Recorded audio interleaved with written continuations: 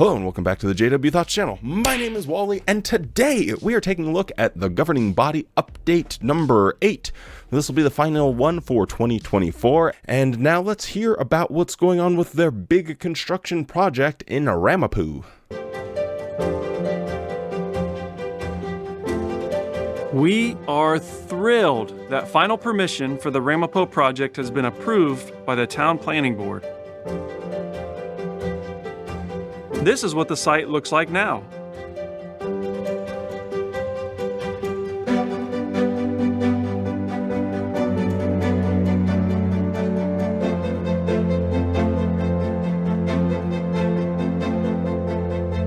A tremendous amount of preparation work has already been done, including much of the design work. The site has been cleared and temporary construction support facilities have been installed. But with this approval, we can now start the construction work itself. Over the next weeks and months, contractors will begin rock blasting to level the land where the buildings will be. Because of the size of the area that will be developed and the landscape, this activity will take approximately 18 months to complete. As a comparison, the rock blasting on the Warwick project took less than 6 months. The rock will then be crushed and used to level out other parts of the site and for large retaining walls, all of which will result in cost savings. This will quickly lead to structures coming out of the ground, such as the parking garage and the residence buildings. This is such an interesting project for the Jehovah's Witnesses. What? Because I don't know how you're selling this to everyday ordinary Jehovah's Witnesses. Clearly, anyone with 2 eyeballs and a half of a functioning frontal lobe can deduce that this is a extremely expensive project that they are embarking on. When you look at the scale of this bad boy, it's not hard to imagine that this is going to easily exceed $100 million. So why do they need such a sophisticated movie production studio when they already are doing the amount of producing the amount of videos that they currently are? With their current setup, we're getting the full-length Jesus drama. We got 18 of those bad boys on the way, or 17 more because we already have one. Anyway, it doesn't matter. We get all of the videos for the conventions, all of the little things for demonstrations, for the meetings, the broadcasting. All of that is already currently happening. So how is this going to add more video capability to the Jehovah's Witnesses? Is there plan to have more videos? Are they going to be getting rid of speakers entirely? Hey, you know what? You're just going to have to plug in to the online Zoom version. Is it just going to become a online religion? I don't see the vision. I don't get the point of it. And I've thought about this extensively, and I still can't get my mind around how they are going to justify spending this amount of money on a movie studio that they don't really need. The timing of adding Jody Jadell, though, to the governing body is so perfect, though. It couldn't be more on the nose. This is literally his wheelhouse. This is his bread and butter. This is his entire livelihood and career. Even before he became a even before he became a Bethelite in apparently the 90s, or publisher, whatever it was. This dude, this is literally what he was brought in for. This is further proof for it. I guarantee he's one of the guys who are behind this. And that includes the financing aspects of it too. It's just way too on the nose not to be the purpose and the reason why he was granted it when he was. And then all this kind of projects happening, which I didn't even know that was happening. Like I knew about the film studio. I knew about that and that being immense property and project. I did. I knew about that whole production field thing so that they can have their own like Hollywood, but insular cult Hollywood for their own propaganda machines. Irony that the buildings apparently are going to look just like Soviet tenements. So the funding question, Look no further than unless Jody their to die. plan is to be producing even more videos. But with all of that, let's get into this unintended consequences that Watchtower is facing by creating Jehovah's Witness celebrities. And I think it ties so poetically into them building a nonsensical movie studio to make more movies, therefore making more Jehovah's Witness celebrities. And Yep. yet, right after this, they're complaining about there being Jehovah's Witness celebrities. These guys just really can't see 2 steps in front of them. While many assignments are in the background, some assignments are more visible to others. For example, various brothers and sisters who appear in photos in our publications, or who are used in our videos. In recent years, our organization has produced hundreds of videos, including full-length dramas. At our conventions this year, no doubt you appreciated viewing the first episode of The Good News According to Jesus. We look forward to all 18 episodes. We deeply appreciate the time and hard work that various brothers and sisters contribute to make these projects come to life. Many from around the world have appeared in our videos. In some cases, a brother or sister has been interviewed or has told an experience from their own life. In other cases, they may have portrayed a Bible character or even a modern-day character. It could be that you know someone in your local area who's had this privilege. But here's an important question. How should we view those who appear in our videos? Now, in a moment where I feel like even Jehovah's Witnesses might be questioning the direction of the organization, believing Jehovah's Witnesses that have stuck around for decades on the promises that this organization has given them, see the current leadership, and I think a lot of people are scratching their heads and wondering what the heck is going on. And so amid all of this turmoil, the governing body decides that the real pressing issue that they need to talk about in this governing body update is famous Jehovah's Witnesses. Bucko, I gotta be honest with you. Who made them famous? Did you not take 1 second to think about human nature and realize that this was an inevitability? We'll talk about that in a little bit more later. But remember, from the very beginning, when people are starting the process of even being considered for one of Watchtower's videos, there is a almost competitive and special a way that they go about and do it. Looking at how we could accomplish so many auditions in a shorter period of time. So we came up with the idea of a self-guided audition where we put a package together identifying how the audition needs to be accomplished, and we send it to the publisher that's being auditioned, and they record their own audition and send it back to us for processing. So Watchtower has come out and publicly said, hey, yeah, we have these auditions. Now, something that isn't public, and there's videos about it too, I'm not entirely sure if I can even show those, but they have a selection process where they can go and send a letter to elders. The elders will look at the qualifications of everyone within their congregation, including their minor children, and ask them if they might be interested in participating in a video project. What in the world would classify as qualifications for a minor, for a child? This is specifically, especially with Jehovah's Witnesses, because obviously they're not going to be looking at like, oh, do they have prior film experience? Because if they did, that's going to be a problem doctrinally, because you, as we've already addressed here, you cannot have that because that's considered like the favorite playground of Satan's demons to influence you. That's why you cannot become a celebrity either. There is so much hypocrisy there that it almost has to force that as a criterion out. So then at that point, what the heck is your criteria? What are your qualifications for your kiddos in your congregation to even get selected for an audition process for your own propaganda videos. Genuinely, what the heck would that be?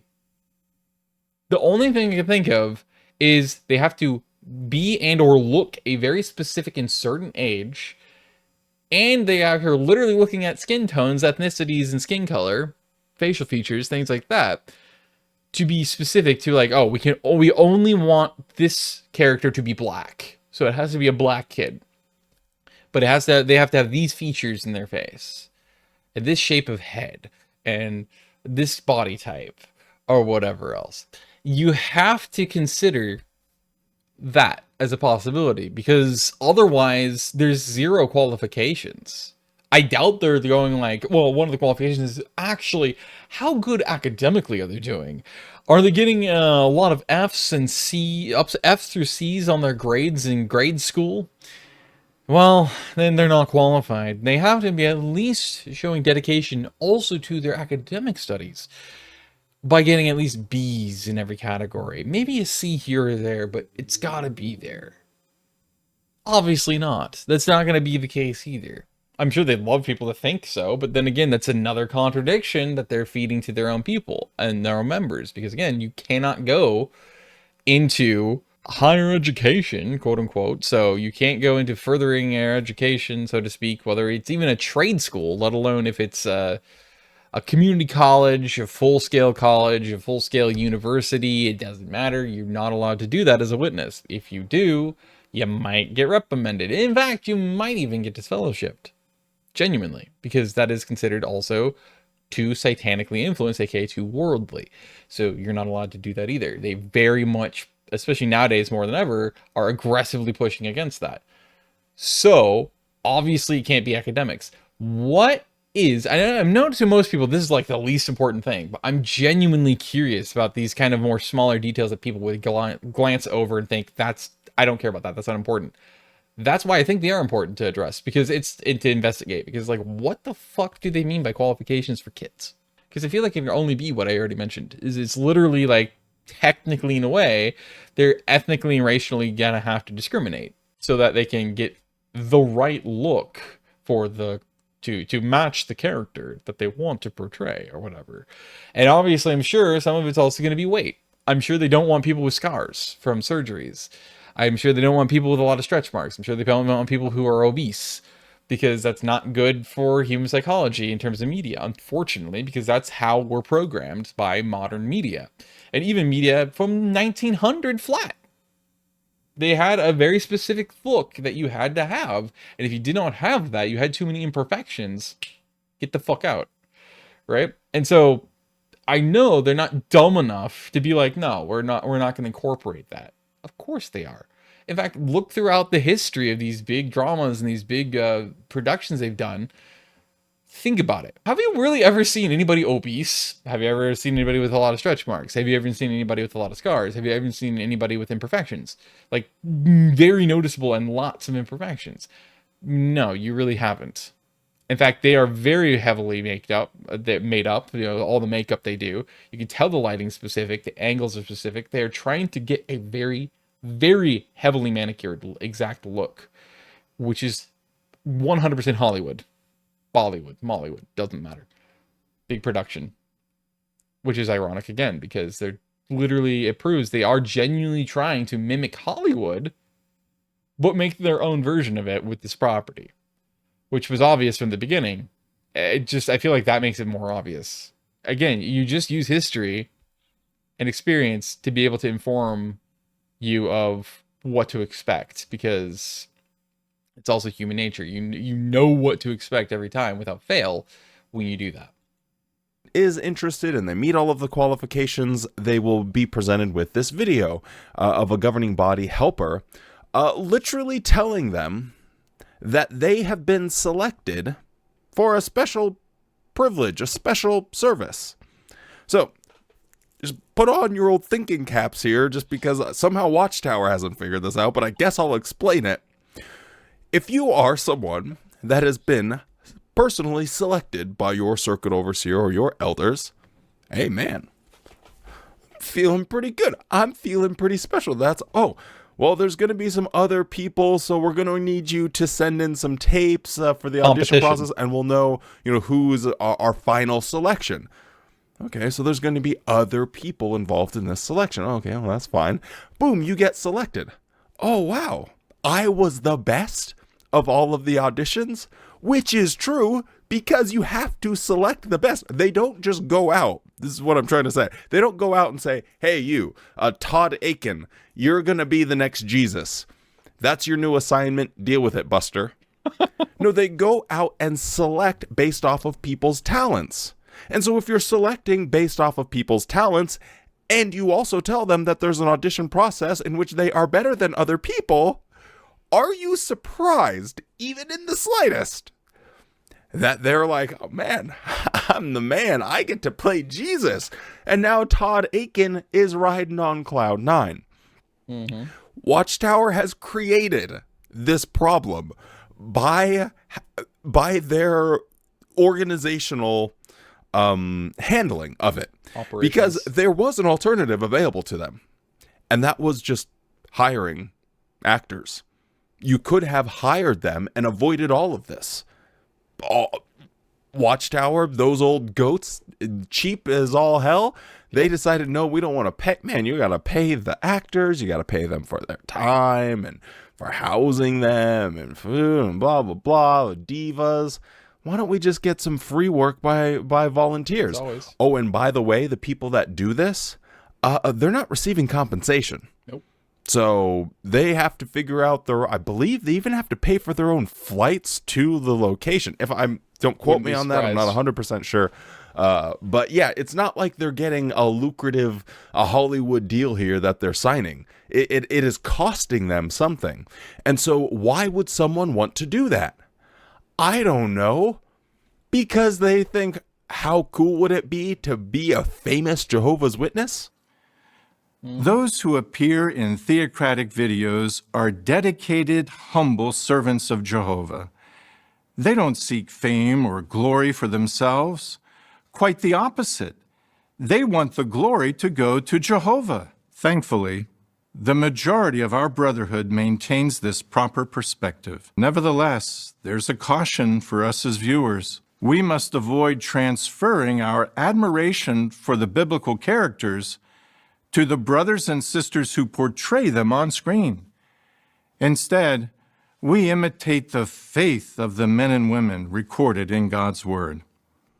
It's hard for me to even find the words to explain how delusional this guy is in thinking that people don't really care about the glamour and the fame that might come about from being in a Watchtower production.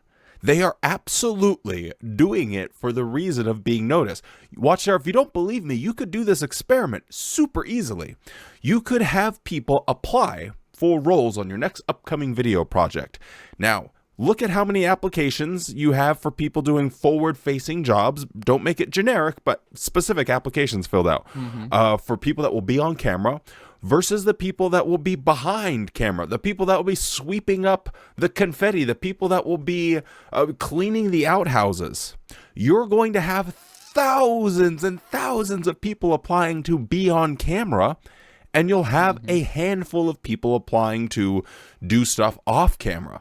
Because the reason that they are willing to take time off of work, to take time not advancing their personal life or career, to spend money in the travel expenses because you don't cover that, is for the glory. It's for people getting to be recognized. It is a natural human thing to want to feel like you mean something to other people, even to strangers.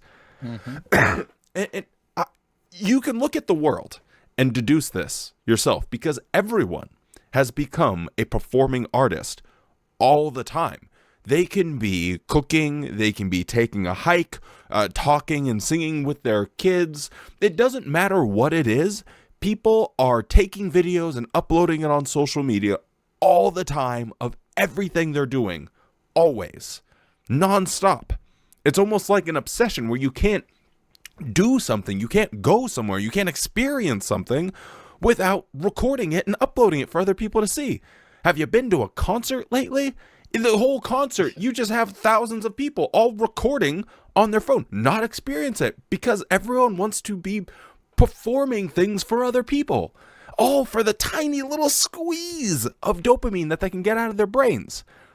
Now, Watchtower, you look at that world and you say, if we give these people an opportunity to be in front of millions of people, to be in the Jehovah's Witness world, a celebrity, especially because people aren't able to achieve that normally. It's so frowned upon. You're looked down upon if you ever want that level of success. If you do love acting or music or whatever the case is, and you actually have an opportunity to perform that for millions of people, and it's within the confines of your Jehovah's Witness beliefs, there are thousands of springs being suppressed by your organization, and you're finally giving them the outlet to be free. Yep. It is no surprise that people would be excited to be recognized. And I think this is not them being like, oh man, everyone's showering me with too much praise. Oh, I can barely handle all the praise. I'm thinking this might be coming from a place of jealousy or insecurity, or not wanting people to be, not wanting ordinary Jehovah's Witnesses to feel like they've accomplished or achieved something. Yep. If you are running a cult, you always want to make sure that everyone, if you're not part of the leadership, feels like they are on an even playing field unless you give them the praise. What's the word I'm looking for? The validation needs to come from the leader.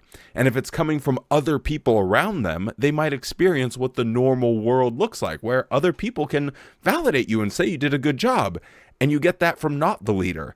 And so if you're running a cult, you might start talking in this way. But if he is being sincere, which I don't think he is, it's such a brain-rotted argument that you're making. Well, people do this for Jehovah's glory. Get real, brother. Yeah. They are not doing this for Not at any all. other reason than to be famous Jehovah's Witnesses. Yep. How could it affect a video participant if we gave him undue attention, treating him like a celebrity? He could feel embarrassed or self-conscious. This could happen if we ask these ones if we could take a photo with them. It would be even worse if we posted it on social media, perhaps even adding comments. Well, my friends, we have teleported into some dimension that I can't quite comprehend. Because I'm pretty sure this guy just said, and imagine they take a selfie, and then imagine they upload it to social media. But it could get even worse. People might start adding comments. What is wrong with any of that? Watchtower, you are the person that made them famous. Yep. And now you're sitting here writhing because they're getting more attention. It's not that awkward of a situation. Imagine it in reverse. So you're like the Jade Nita people, and you go to a party full of Jehovah's Witnesses, and nobody acknowledges that you had any part in that video series. Just like they had never seen it before. It would be awkward because you know they're thinking it. They know that you know. And so just get it out of the way. Like, didn't you play the Jade? Yeah, that was me. Oh, man, that's super cool. What was it like? Oh, yeah, da-da-da-da-da-da. Hey, do you mind if I get a picture? Oh, yeah, no problem. Boom. Picture. Done. What is problematic about that? People enjoying their faith as Jehovah's Witnesses. It's also fabulous free advertising for your cult if you actually promoted that. Like, let people in human nature take over just enough that is at least allowed, if not actually somewhat encouraged, because that's automatic free advertising. And word of mouth is a powerful thing. That's how you get exponentiality. Why wouldn't you want that? If you want to promote yourself as much as possible, and also like get validation yourself as a cult leader for the productions you put on, realizing that it's becoming a worldwide thing where you are genuinely having and producing and creating your own members who are good enough in terms of acting and stuff, and your own production crews that are good enough, and they're not paid, which is insane. because usually you require some form of compensation in order for people to do a good job. That's incredibly good free advertising, especially the more people that hear about it, more word of mouth, more people that talk about it, more it gets trending. At first, yeah, it might be a meme, it might be a fucking joke, but eventually it might get good enough that literally people start to be like, I hate to admit it, that's actually pretty damn good acting right there. Or that's actually really good lighting or whatever. Oh, that's good production quality or whatever. And that's tied to the Jehovah's Witness and Jehovah's broadcast, JW Broadcasting name. That's free advertising. Again, just business sense. You'd think that that's what they'd want. Again, this is another direction you could go with it in perspective to see how it actually could be beneficial to them. Does somebody like myself want it to become beneficial? Of course not, but it happens. Just sounds like friends having a good time. A community of people enjoying their community. Yep. And yet these goobers are like, oh, imagine people might add comments. Imagine they said, oh, wow, must have been cool meeting Jade. Oh, the humanity. Okay, guys, we got to address this. We got big problems in Watchtower right now. Why is this such an issue for them? The only thing I can think of is that they're just angry and mad that other people are getting attention, and it makes them nervous about losing control or something. Yep, ego tripping. And they, of all people, know full and well what it's like to be a famous Jehovah's Witness because they made themselves famous. The governing body used to be these, no one really knew who they were. Yep. They were these wise old wizards up in New York studying the Bible for 12 hours a day and praying in sackcloth. And now the governing body are the hosts of the JW Broadcasting. That is their image. They made themselves televangelists, and they made themselves famous to where people are like, because everyone knows what you look like now, boom, everyone wants to get a picture with you. And it's a natural thing. It's a normal thing. The other thing is, don't you want people to feel happy about them doing free work for you? Don't you want it to be enjoyable? So that way it will motivate others to volunteer. You're building this big old studio. You're no doubt going to need more free work to build it and for people to act in it. Don't you think you would want to make it kind of exciting? Doesn't this just seem like something that why bother poo-pooing? Because it's just people taking pictures and uploading them, and it's not that big of a deal. At Jude 16, the Bible condemns those who were flattering others for their own benefit. The footnote on that verse describes this as admiring personalities. Some of our video participants have become overwhelmed by the inordinate attention. Some no longer feel comfortable attending large gatherings of Jehovah's people. It's vital to have the right perspective of those who appear in our videos. It's interesting. The whole time he was not nervous. You could tell because body language, facial expressions, again, not being so stiff and rigid. He wasn't shaky in his voice. He wasn't starting to have voice cracks. His breathing wasn't shaky. He wasn't taking his like jagged as pauses. But at the end there, if you pay close attention, he got really nervous again. Again, you have to ask yourself, why? Why is he suddenly nervous? He wasn't nervous the whole time, now he is. Why? That shaky, jagged breath in was especially telling. And he did have a little bit of a shake in his gesture as he pulled his hand back. So, he's nervous now. He got really stiff again. He's genuinely nervous. Why? And why at that point? Unless, again, the only logical thing I can think of is it's because he knows the hypocrisy of it, because he himself is a part of the group, the governing body, who have made themselves into televangelist celebrities in a way, at least amongst their own cult. Everybody knows who he is, and obviously they want that kind of respect, quote unquote, and that kind of admiration that they're condemning here. They do want that, because they're the faithful and discreet slave. They are the people who have direct communion with Jehovah God, giving them the new light and everything else. They are the guides. They are basically the prophets. Why?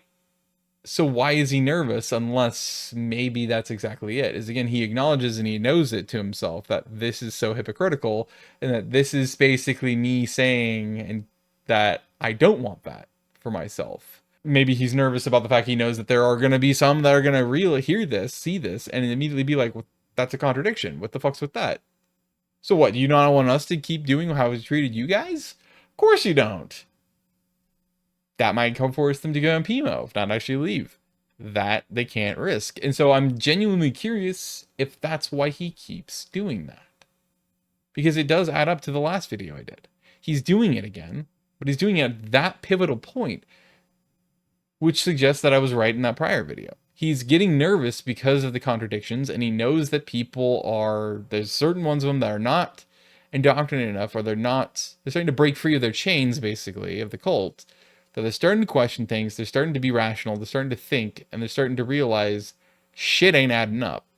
And to those people, this is the first thing they're going to notice, is those exact contradictions. And yeah, human nature says those people are going to be pretty fucking pissed off. They're not just going to be conflicted, they're not just going to be confused, they're going to be genuinely hurt and angered by this. That's natural, organic natural reaction to such things. And therefore, I feel like that might be why he's nervous about it again, is he understands that. And so he is concerned at these specific junctures and points in his talks, because it risks losing even more people. And it risks him, even himself, specifically being called out. And he doesn't want that to happen. Again, it is technically speculation. We can't confirm that. But everything does add up to that being the case. I could see someone being upset if they woke up, or were starting to question, or maybe they didn't have that same zeal and faith because they were involved in this production and saw how ultimately just pointless it is, or they've just gotten tired of being a Jehovah's Witness, and now they're that famous Jehovah's Witness and feel like they can't leave or stop going to meetings because they've been the face of a Jehovah's Witness production. I feel like that maybe could be a situation that would maybe make someone hesitate, but you know what you're signing up for. You know exactly how this is going to go down if you are the star of a JW production. Correct. And I'm just very skeptical that he's saying, oh yeah, people are feeling like they can't go to parties. I don't know how real the person he's talking about is. The brothers and sisters who appear in our videos are humbly carrying out an assignment from the organization. Like Paul, Barnabas, and Jesus, they want the attention and glory to go to Jehovah. Of course, some brothers and sisters are assigned to portray servants of Jehovah, but others are assigned to portray enemies of Jehovah. Can you imagine how difficult it would be for a faithful brother or sister to portray an enemy of Jehovah? We would not want to make that assignment even more difficult by developing negative feelings toward the individuals who play such roles. Clearly, balance is needed in how we treat those who play roles in our videos. Imagine you play some evil person in a Watchtower production. The next convention you go to, you're walking around, someone just steps on your shoes, looks you right in the eye. Just people spilling coffee on you, not inviting you out in service anymore. This is actual, like, governing body just delusion. Yeah. It's gone off the rails. I don't think that this is a real thing that is happening, where people are like, well, I can't be I just can't be friends with him anymore. Yeah, exactly. He's exactly right here, because I guarantee that's not happening at all. If anything, again, the only reason why you get recognition for that is because of the fact that people are going to be praising you for it, because like, oh, you played that so convincingly. In other words, you were a good actor. People really felt it was believable. People really enjoyed what you did. That's the only way I can see it happening. It ain't happening the way he just said it was. Ken said it was. Absolutely not. I guarantee that's not happening at all. Sure, maybe there's a few rare scragglers out there that are like that, but like the majority of people, if anything, they're going to be praising you for it, because again, it's going to be based around how good or bad the production and thus you and Warp and your role. That would be it. And then at that point, again, it would just probably be praise. Like, even though it is an enemy of Jehuber, yeah, nobody's gonna hold that against you. You're thinking like, oh, well, then you played that role well enough that we hate you now because you're clearly also that person now. You're evil. What? In what universe do they think that people are literally confusing the person who acted as this enemy of Jehovah, the villains basically, the antagonists, is somehow now that character? Or holds their beliefs and traits? Like, what? It's all bullshit. It's invented, fabricated horseshit. That is wild. Like, I don't even think even the most devout Jehovah's Witnesses would do anything but probably like do a double take and be, huh? And then just have to dismiss it because they're not allowed to question things. I mean, whatever, and just move on because they, again, like I said, you can't question it. So you just have to blow it off and be like, well, whatever. No, she was wicked Queen Jezebel, and that's it. I can't do it. She's just a whore. I don't think any of that is reality. And if it is, then my goodness, I think people need to just get a grip. Yeah. Maybe I've been out of Watchtower too long, or they've been in Watchtower too long. Somehow this intersection of ideas just doesn't make any sense. Stay safe up there, and I hope to see you in the next video, whatever it may be. Thank you for watching, and I'll see you around. Probably not.